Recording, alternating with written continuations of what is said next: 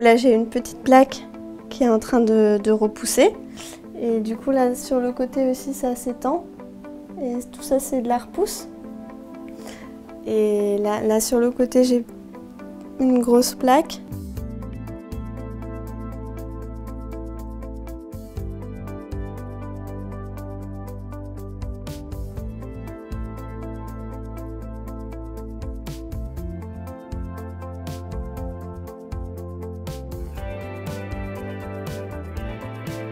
L'alopécie, c'est un terme général qui désigne la chute de cheveux, quelle qu'en soit la sorte. Il y a la chute hormonale ou l'alopécie androgénétique, qui est concrètement la calvitie et qui existe chez les hommes et chez les femmes. Et la pelade, c'est une maladie auto-immune.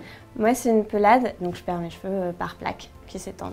Ma pelade, elle a commencé, je devais avoir 4 ou 5 ans. C'est ma mère qui s'en est rendu compte parce que j'avais une petite plaque sans cheveux de la taille d'une pièce de monnaie derrière le crâne. Mes premiers souvenirs en lien avec la pelade, ils datent de l'époque du collège à peu près. Et après, ça a commencé à évoluer vraiment à la fin du lycée où là j'avais de plus en plus de plaques, mais j'avais constamment peur que ça se voit. L'acceptation, elle a pris du temps. J'ai un peu tout essayé quand on me disait que ça pouvait marcher. J'ai fait des injections aussi directement dans le cuir chevelu à base de corticostéroïdes. J'ai décidé de tout arrêter parce que c'est quand même des traitements lourds, donc je voulais pas faire subir ça à mon corps alors que mes cheveux repoussaient tout seuls. J'en suis pas encore à l'étape de sortir dans la rue sans rien du tout. C'est compliqué, pour moi, l'idée de gérer le regard des autres. C'est quelque chose qui me fait encore peur.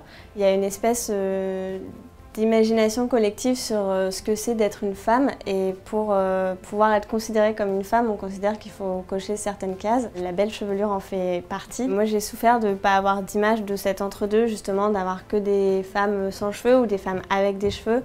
Donc je trouve ça cool de m'assumer assez pour pouvoir le montrer. Les autres femmes ont aussi besoin de ça, de voir qu'on peut vivre avec ça, de voir que c'est ok d'être une femme et de perdre ses cheveux. Ça a été un long travail sur arrêter de le cacher et arrêter d'en avoir honte. Et ça, c'est vraiment le plus dur. Aujourd'hui, je me sens mieux. J'arrive à déconstruire les codes de cette soi-disant féminité. Je m'accepte en tant que femme telle que je suis. Les cheveux ne me définissent pas en fait. C'est pas grave de pas en avoir. Il y a encore des hauts et des bas, il y a encore des jours où je me regarde dans le miroir et je me dis ça va être compliqué aujourd'hui, mais je pense que c'est le cas de tout le monde. Si je pouvais dire quelque chose à celle que j'étais quand j'avais 15 ans, ce serait de ne pas perdre espoir. Et ce que j'ai passé 15 ans à cacher, aujourd'hui c'est une de mes plus grandes forces.